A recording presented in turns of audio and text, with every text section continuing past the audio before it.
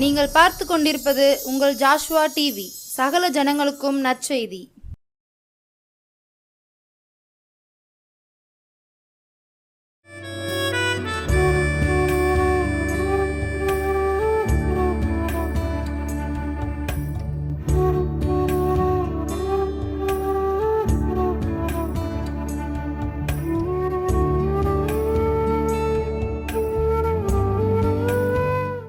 கிறிஸ்துவுக்குள் பிரியமான நம்முடைய ஜாஷுவா டிவி நேயர்கள் அனைவருக்கும் இந்த 4வது மாதத்தின் முதல் ஞாயிற்றுக்கிழமை செய்தியை பார்க்கும்படி வந்திருக்கிற உங்களையும் அன்போடு நாங்கள் வரவேற்கிறோம்.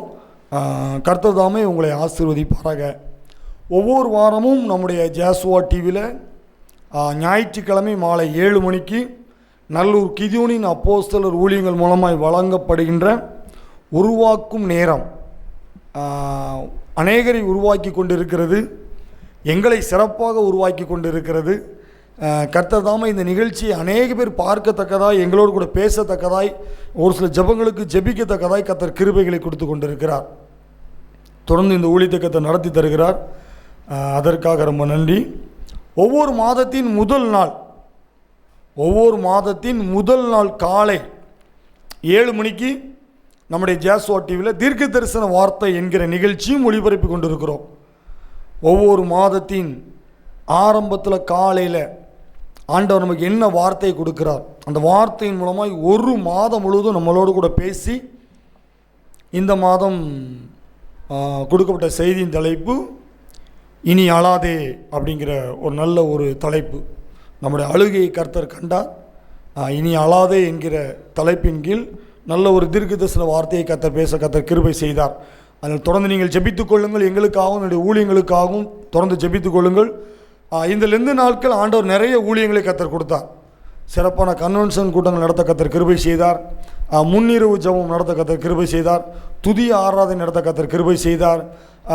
இப்படியாக ஊழியங்களை கர்த்தர் கொடுத்து இந்த 2 நாட்களை சிறப்பாய் நடத்தி முடிக்க கர்த்தர் கிருபை செய்தார். எல்லா துதி சோத்திரம் கணம் எல்லாம் இயேசு ஒருவருக்கே, எல்லாத்தையும் படைத்த அவருக்கே நாங்கள் செலுத்துகிறோம். பெருமைப்படுத்துவதற்கு பெருமையாய் சொல்வதற்கு நம்மிடத்தில் ஒன்றுமில்லை.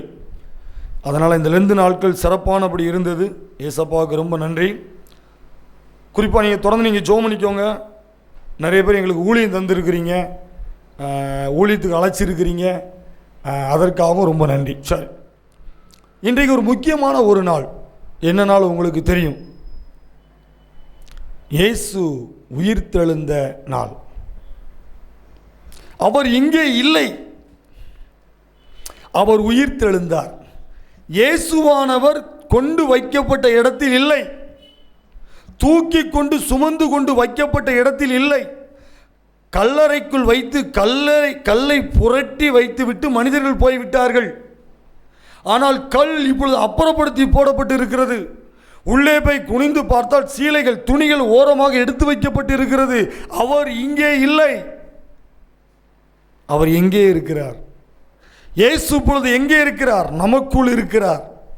இயேசு இப்போ எங்கே இருக்கிறார்? என் உள்ளத்தில் இருக்கிறார். இயேசுவானவர் எங்கே இருக்கிறார்? 2 பேர் 3 பேர் எங்கே கூடுவீர்களோ அவர்கள் மத்தியில் பரிசுத்த ஆவியானவராய் அவர் அசைவாடி கொண்டு இருக்கிறார். அவர் இங்கே இல்லை. தேடினவர்கள் தேடிக்கொண்டு இருக்கிறார்கள். மரியாள் ஒரு பக்கம், யோசேப்பு ஒரு பக்கம் என்று சொல்லி ஆளாளுக்கு 3 பேர் 4 பேர் தேடிக்கொண்டு இருக்கிறார்கள். ஆனால் அவர் தாம் சொன்னபடி 3ஆம் நாள் உயிர்த்தெழுந்தார். அவர் இன்றைக்கும் ஜீவிக்கிற தேவனாய் இருக்கிறார். அவர் இன்றைக்கும் பேசுகிற தேவனாய் இருக்கிறார். அவர் இன்றைக்கும் அவர் நம்மளோடு கூட வருகிற தேவனாய் இருக்கிறார். இயேசு இன்றைக்கும் ஜீவிக்கிறார். அது உங்களுக்கு தெரியுமா? இயேசு இன்றைக்கும் அற்புதங்களை செய்கிறார். இயேசு இன்றைக்கும் விடுதலை கொடுக்கிறார். இயேசு இன்றைக்கும் சமாதானத்தை கொடுக்கிறார். இயேசு இன்றைக்கும் உங்களையும் என்னையும் வாழ வைத்துக் கொண்டிருக்கிறார். இயேசு இன்றைக்கும் ஜீவிக்கிறார். அவர் உண்மை உள்ளவராய் இருந்து ஜீவிக்கிறார். உண்மை உள்ளவராய் இருந்து அவர் பேசுகிறார். உயிரோடு இருக்கிறவரை மரித்த இடத்தில் தேடுவது என்ன? உயிரோடு இருக்கிற இயேசுவை மரித்த கல்லறையில் போய் தேடுவது என்ன? இயேசு இன்றைக்கும் ஜீவிக்கிறார். எத்தனையோ மனிதர்கள் யாரெல்லாமோ கட்டி பார்க்குறாங்க, என்னெல்லாமோ செஞ்சு பார்க்குறாங்க. ஆனால் இயேசு என்கிற ஒரு தெய்வத்தை எந்த மனிதனாலும் கட்ட முடியாது. இயேசு என்கிற ஒரு தெய்வத்தை எந்த மனிதனாலும் கட்ட முடியாது. அவர் இன்றைக்கும் ஜீவிக்கிறார். இந்த வார்த்தையை சொல்லும் பொழுது எனக்கு ஒரு சம்பவம் ஞாபகத்துக்கு வருது. ஒரு 15 வருஷம் 20 வருஷத்துக்கு குறையாமல் இருக்கும். தொட்டனா அப்படிங்கிற ஒரு மந்திரவாதி, அப்போ மந்திரவாதி, இப்போ ஊழியக்காரர். நேரில் பார்த்ததில்லை, செய்தியில் பார்த்துருக்கேன். அவர் என்ன செய்வாரா, ஒவ்வொருத்தருக்கும் அவர் செய்வது தான் அவருடைய வேலை. மந்திரங்கள் செஞ்சு ஒவ்வொரு குடும்பத்தை கெடுத்து நாசமாக்க தான் அவருடைய வேலை. அப்படி அவர்கிட்ட வரும்போது ஒரு கிறிஸ்தவ பெண்ணுக்கு யாரோ மந்திரம் வைக்கணும்னு சொல்லி ரூபாய் கொடுத்துட்டு சொல்லிட்டு போனாங்களாம். இவர் என்னெல்லாமோ அந்த பெண்ணுக்கு செஞ்சு பார்த்தாராம், செய்வனை செஞ்சு பார்த்தாராம். கடைசியில் இயேசுவானவர் அந்த தொட்டனா அப்படிங்கிற அந்த மந்திரவாதி மந்திரம் செய்து கொண்டிருந்த அந்த அறைக்குள் வந்து நின்னாராம். அவர் என்னெல்லாமோ மந்திரம் செஞ்சு பார்த்தாராம். ஆனால் இயேசு என்கிற அந்த ஒரு வார்த்தையை அவரால் கட்ட முடியலையா. அவர் என்னெல்லாமோ செஞ்சு பார்த்தாராம், பெரிய மந்திரவாதியாக அவர். கடைசியில் அவர் சொல்கிறார், நான் எப்படி அவரை நான் பார்த்தேன், என்னால் பார்க்க முடியல, அந்த ரூம் முழுவதும் வெளிச்சமாக இருந்துச்சு. அப்போ அவர் சொன்னார், நான் தான் இயேசு, நான் தான் இயேசு, நான் தான் இயேசு என்று சொல்லி அந்த அறைக்குள் வெளிச்சமாய் அவரோடு கூட முகமுகமாய் காட்சி அளித்தாராம். அன்றைக்கு மாறின மனிதன் இன்றைய வரைக்கும் ஊழியம் செய்து கொண்டிருக்கிறார். அதைத்தான் நான் இங்கே சொல்கிறேன். அவர் இங்கே இல்லை, அவர் உயிர்த்தெழுந்தார். வாரத்தின் முதலாம் நாள் அதிகாலையில் தாங்கள் ஆயத்தம் பண்ணின கந்த வர்க்கங்களை அவர்கள் எடுத்துக்கொண்டு வந்து வேறு சில ஸ்திரீகளோடு கூட கல்லறை இடத்தில் வந்தார்கள். லூக்கா 24ஆம் அதிகாரம் 1 முதல் கிட்டத்தட்ட 25 வசனம். சில பெண்கள் எல்லாரும் வாராங்க, அவங்க கொண்டு வருகிற தைலத்தை எடுத்து அந்த உடம்பு மேலே ஊற்றணும், அதை பதப்படுத்தணும் சொல்லி. ஆனால் உள்ளே வந்து கிட்ட வந்து பார்க்குறாங்க, கற்கள் அப்புறப்படுத்த போட்டிருக்கு. உள்ளே போய் பார்க்குறாங்க, இயேசுவானவர் உள்ளே இல்லை. அங்கு வெண் வஸ்திரம் தரித்த 2 தேவதூதர்கள் நிற்கிறாங்க. அவர் இங்கு இல்லை, அவர் உயிர்த்தெழுந்தார் என்று சொல்லி தேவதூதர்கள் இந்த பெண்கள்கிட்ட சொல்றாரு, உயிரோடு இருக்கிறவரை நீங்கள் மரித்தோர் இடத்தில் தேடுகிறது என்ன? அதுக்கப்புறம் பார்த்தீங்கன்னா நடந்து போகும்போது இயேசுவானவர் அவளோடு கூட பேசுகிறார். அவருடைய கண்களுக்கு அவர் தெரிகிறார். 11 சீஷர்கள் வீட்டுக்குள்ளே கதவு பூட்டிட்டு உள்ளே உட்காந்துருக்காங்க. அந்த பூட்டின அறைக்குள் இயேசுவானவர் உள்ளே வருகிறார். லூக்கா 24ஆம் அதிகாரம் 36, 37 நீங்கள் வாசித்து பார்த்தீங்கன்னா, இவைகளை குறித்து அவர்கள் பேசி கொண்டிருக்கையில் இயேசு தாமே அவர்கள் நடுவில் நின்று உங்களுக்கு சமாதானம் என்றார். இயேசுவானவர் வந்தால் சமாதானம், இயேசுவானவர் வந்தால் அற்புதம், இயேசுவானவர் வந்தால் வெற்றி, இயேசுவானவர் வந்தால் தோல்வி என்பது இல்லை. உயிர்த்தெழுந்த இயேசு அற்புதங்களை இப்பொழுதும் செய்கிறார். உயிர்த்தெழுந்த இயேசு இன்றைக்கும் ஜீவிக்கிறார். அவர்கள் கலங்கி பயந்து ஒரு ஆவியை காண்கிறதாக நினைக்கிறார்கள். இது மனிதன் அல்ல, ஏதோ ஒரு ஆவி நிக்கி இல்லை. அவர் அவர்களை நோக்கி, நீங்கள் ஏன் கலங்குகிறீர்கள்? நான் தான் என்று அறியும்படி என் கைகளையும் என் கால்களையும் பாருங்கள், என்னை தொட்டு பாருங்கள். நீங்கள் காண்கிறபடி எனக்கு மாம்சமும் எலும்பும் உண்டாயிருக்கிறது போல ஒரு ஆவிக்கு இருக்கிறாதே. என்கிட்ட வந்து பாருங்கள், என் கை இருக்குது, எனக்கு கால் இருக்குது, எனக்கு உடம்பு இருக்குது, மாம்சம் இருக்குது என்று சொல்லி இயேசு கிறிஸ்து பேசுகிறார். இவர்கள் தொட்டு பார்க்கிறார்கள், ஆனாலும் விசுவாசிக்கலை. மறுபடியும் அவர் கேட்குறாரு, உங்ககிட்ட வேற சாப்பிடுறதுக்கு என்ன இருக்குது? 42வது வசனம், பொரித்த மீன், தேன் கூட்டு துணிக்கை இயேசுவானவர் வாங்கி சாப்பிடுகிறார். அதுக்கப்புறம் தான் விசுவாசிக்கிறாங்க. இயேசு இன்றைக்கும் ஜீவிக்கிறார். உயிர்த்தெழுந்தார், உயிர்த்தெழுந்தார், உயிர்த்தெழுந்தார். அவர் அதிகாலமே உயிர்த்தெழுந்தார். இயேசு இன்றைக்கும் ஜீவிக்கிறார். இதில் தோமா என்கிற ஒரு சீசன் உண்டு. யோவான் 20ஆம் அதிகாரத்தில் அவர் சொல்கிறாரு, நீங்களாம் பார்த்துட்டீங்க, நான் பார்க்கல. நான் பார்த்து அந்த கைகளில் இருக்கிற அந்த துளையில் என்னுடைய கைகளை நான் பார்க்கணும், வச்சு பார்க்கணும். அப்பனா தான் நான் நம்புவேன், அப்படின்னா தான் விசுவாசிப்பேன். இயேசு உயிரோடு வந்தாரா, எங்கே வந்தார், எப்படி வந்தார் அப்படின்னு சொல்லி தோமா அவர் அதிகமாக பேசுகிறார்.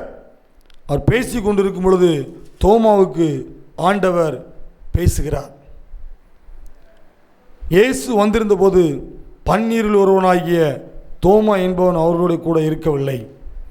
அவருடைய கைகளில் ஆணிகள் உண்டான காயத்தை நான் கண்டு அந்த காயத்தில் என் விரலை விட்டு என் கையை அவருடைய விழாவிலே போட்டால் ஒழிய விசுவாசிக்க மாட்டேன் என்று சொன்னான்.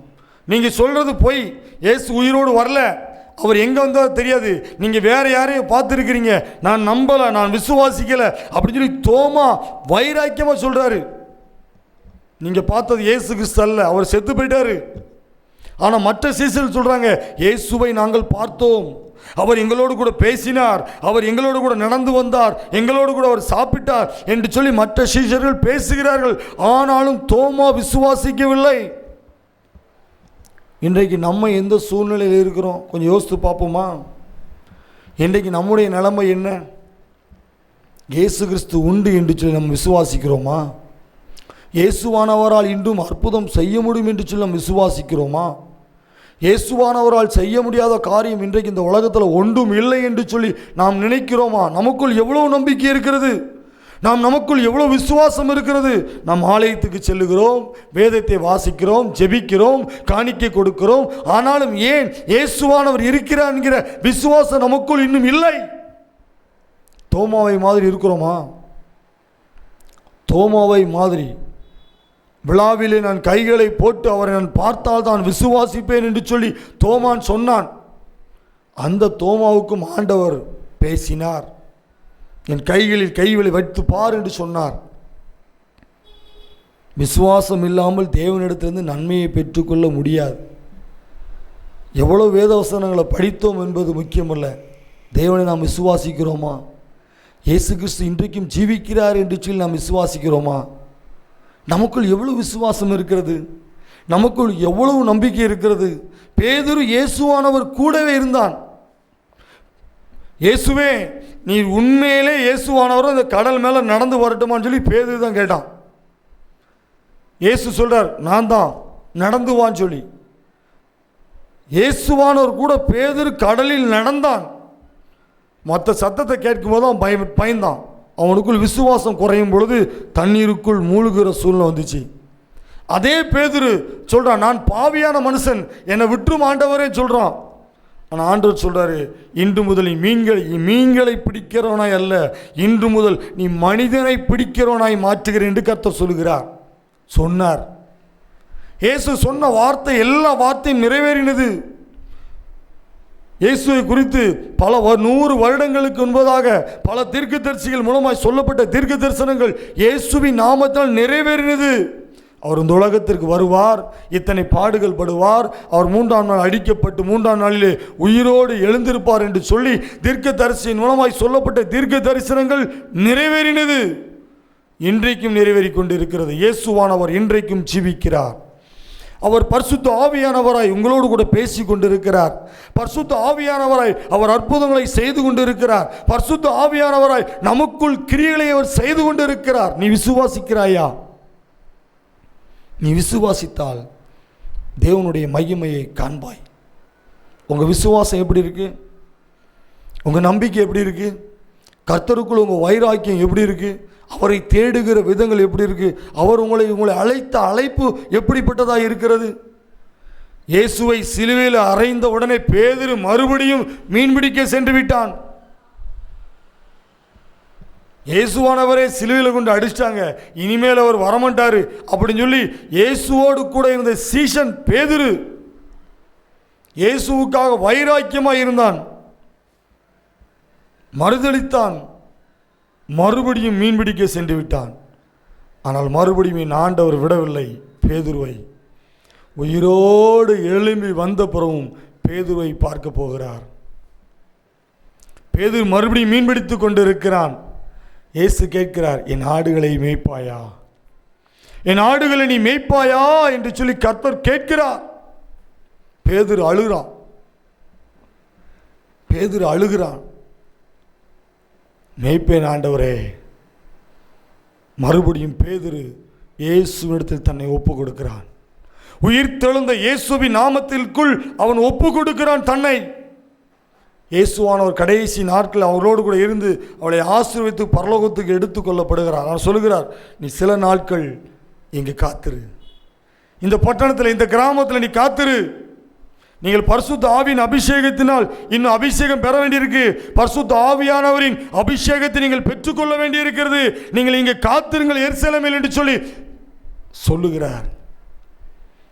120 சீஷர்கள்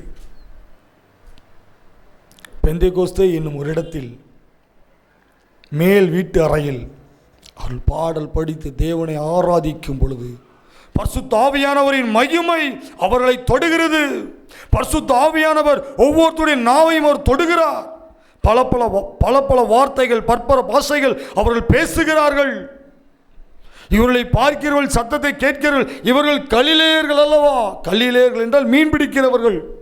இவர்கள் எப்படி இந்த பாஷை பேசுகிறார்கள், இவர்கள் எப்படி இந்த காரியம் செய்கிறார்கள் என்று சொல்லி அவர்கள் யோசிக்கிறாங்க. முடியல. இன்றைக்கும் இயேசு கிறிஸ்து நம்மளோடு கூட பரிசுத்த ஆவியானவராக இருக்கிறார். நிறைய பேர் கேள்வி கேட்பாங்க, அப்படி இப்படி. நீ கேள்வி கேட்குறவன் கேள்வி கேட்டுகிட்டே தான் இருப்பான், அதை பற்றி பிரச்சனை இல்லை. ஏன்னா அவனுக்கு கேள்வி கேட்குறவனுக்கு சொன்னாலும் என்ன செய்யாது, புரியாது. கேள்வி நிறைய பேர் கேட்பான், அவருடைய இப்படி இருப்பார், அவர் இப்படி அப்படி இருப்பார் சொல்லி கேள்வி கேட்குறவர்கள் நிறைய பேர் உண்டு. அந்த கேள்விக்கு எப்படி பதில் சொன்னாலும் அவர்கள் சொன்னாங்க ஏற்றுக்கொள்ள மாட்டார்கள். அதை பற்றி தேவையில்லை. ஏன் தோமாவே இயேசு கிறிஸ்துவ முதல்ல நினைச்சல விசுவாசிக்கலை. இயேசுவோடு கூட இருந்தது தான் தோமா. ஆனால் இப்போ உள்ள காலத்தில் எப்படி அப்போம்? ஆனால் இன்றைக்கும் இயேசு ஜீவிக்கிறார். பரிசுத்த ஆவியானவராய் உங்களோடு கூட பேசி கொண்டிருக்கிறார். உங்களை நடத்தி கொண்டு வருகிறார். உங்களுடைய குடும்பத்தில் அவர் ஒருவராய் அவர் வாசம் பண்ணுகிறார். அந்த பெந்தேகோஸ்தின் அனுபவத்தை பெற்ற சீஷர்கள் 11 நபர்களும் தேவனுக்கு என்று சொல்லி ஊழியம் செய்யும்படி வைராக்கியமாய் களத்தில் இறங்குறாங்க. சம்பவங்கள் வருது, பிரச்சனைகள் வருது, போராட்டங்கள் வருது.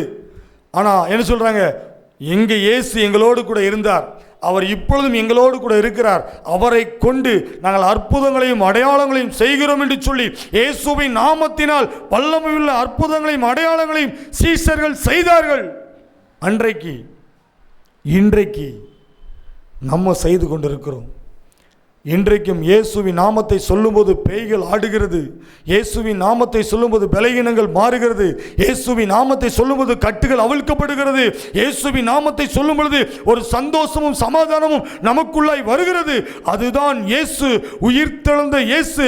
அவர் இங்கே நம்மளோடு கூட இருக்கிறார். உயிரோடு இருக்கிறவரை மரித்த இடத்தில் தேடுகிறது என்ன? அவர் இங்கு இல்லை. இயேசுவானவர் இன்றைக்கும் உயிரோடு இருக்கிறார். உங்கள் நம்பிக்கை எப்படி? உங்கள் விசுவாசம் எப்படி? உங்களுடைய வைராக்கியம் எப்படி? நீங்கள் தேவனை தேடுவது எப்படி?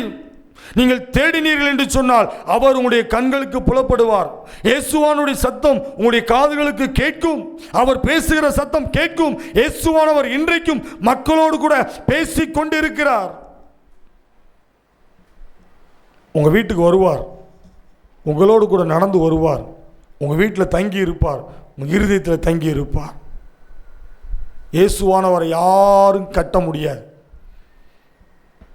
யாருனாலும் கட்டி பார்க்கட்டும், எவ்வளோ பெரிய ஆள்னாலும் சரி, இயேசு இயேசுங்கிற பேரை சொல்லி எதனாலும் சொல்லி கட்டி பார்க்கட்டும், பார்ப்போம். இயேசுவானவர் இன்றைக்கும் ஜீவிக்கிறார். இயேசுவானவர் இன்றைக்கும் உயிரோடு கூட இருக்கிறார். உங்கள் வாழ்க்கையில் அற்புதம் செய்கிறார். உங்கள் வாழ்க்கையில் நன்மையை தருகிறார். உங்கள் வாழ்க்கையில் சுகத்தை தருகிறார். உங்களுடைய வாழ்க்கை வெற்றியுள்ள வாழ்க்கையாய் இன்றையிலிருந்து மாறப்போகிறது. ஒரு நல்ல செய்தி, இயேசுவானவர் உயிரோடு இருக்கிறார். அவர் உயிர்த்தெழுந்தார். அவர் உயிருள்ள தேவனாய் இன்றைக்கும் வாசம் பண்ணுகிறார். அவரால் செய்ய முடியாத காரியம் இந்த உலகத்தில் ஒன்றுமே இல்லை. அவர் சகலத்தையும் மதனத்தின் காலத்தில் உங்களுக்கு நேர்த்தியாக செய்து கொண்டிருக்கிறார். நீ விசுவாசிக்கிறீங்களா? இயேசுவை நீங்கள் நம்புறீங்களா? ஒரே ஒரு வார்த்தை சொல்லுங்கள், ஏசப்பா என்னை மன்னிங்க, ஏசப்பானை சுகப்படுத்துங்க, எனக்கு ஆரோக்கியத்தை தாங்க, எனக்கு நன்மைகளை தாங்க, எனக்கு கிருபைகளை தாங்க, எங்கள் குடும்பத்தை நீங்கள் வாழ வைங்க, எங்கள் தொழிலை நீங்கள் நல்லா கொண்டு வாங்க, எங்கள் ஊழியத்தை நல்லா கொண்டு வாங்கன்னு சொல்லி உயிர்த்தெழுந்த இயேசுவின் நாமத்திற்குள் நீங்கள் வரும் பொழுது நீங்கள் ஆசீர்வதிக்கப்பட்டவர்கள்.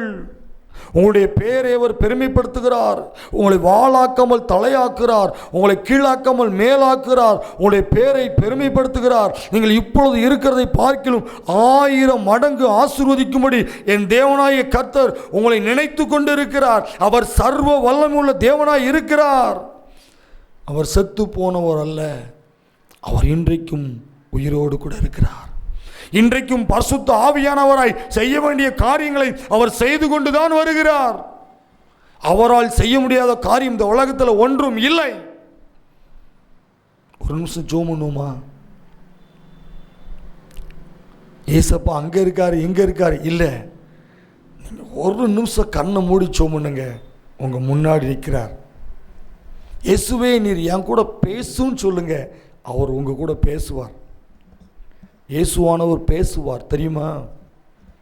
நீங்கள் பேசுங்க, ஏசப்பா நீர் என் கூட பேசுங்க, உங்கள் சத்தம் எனக்கு கேட்கட்டும்னு சொல்லுங்க. அவர் உங்கள் கூட பேச ஆயத்தமாக இருக்கார். உங்கள் சத்தத்தை அவர் கேட்பதற்கு அவர் ஆயத்தமாக இருக்கிறார். நீ கூப்பிட்டால் அவர் உன்னோடு கூட பேசுவது உன் காதுகள் கேட்கும். ஜெபிப்போமா? ஏசப்பா, ஏசப்பா நீர் இன்றைக்கும் ஜீவிக்கிறீர் என்று சொல்கிறாங்க. நீர் இன்றைக்கும் உயிருள்ள தெய்வமாக இருக்கிறீர் என்று சொல்லி சொல்கிறாங்க. நீர் என்னோடு கூட பேசும் என்று சொல்லி எத்தனை பேர் கேட்குறாங்களோ, நீங்கள் பேசுங்கப்பா. நீர் அவர்களோடு கூட பேசுவீராக. இயேசுவின் நாமத்தில் நாங்கள் ஜெபிக்கிறோம். இயேசுவின் நாமத்தில் நாங்கள் ஜெபிக்கிறோம். உயிருள்ள இயேசுவின் நாமத்தில் நாங்கள் ஜெபிக்கிறோம்.